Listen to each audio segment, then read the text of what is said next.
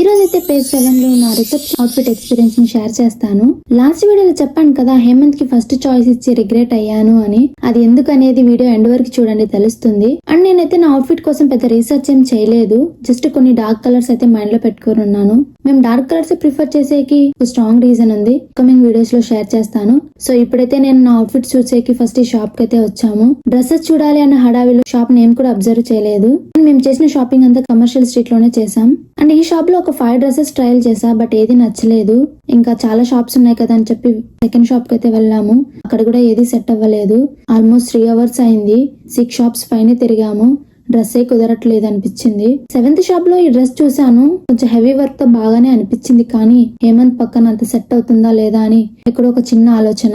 So అందుకే ఈ dress అయితే పక్కన పెట్టమని చెప్పి జ్యువెలరీ కొనేకని వెళ్ళాము. దారిలో వెళ్తుండగా ర్యాండమ్ గా ఈ షాప్ కి అయితే వచ్చాము. ఇక్కడ చూసా నేను నా స్టార్ ఐటమ్, ఈ పింక్ డ్రెస్. ఇందులో చాలా కలర్స్ కూడా అవైలబుల్ లో ఉన్నాయి. నేనైతే దీన్నే సెలెక్ట్ చేసుకున్నాను. ఇంకా సెకండ్ ఆప్షన్ కి వెళ్ళాలనుకోలేదు. ఇది ఒక సెమీ స్టిచ్డ్, సో దీనికి స్టిచ్ చేసేకి 4 days పడుతుందన్నారు. 4 days అయితే నేను చాలా ఈగర్ గా వెయిట్ చేశాను నా ఫైనల్ అవుట్ఫిట్ చూద్దామని. సో ఈ వీడియో కింద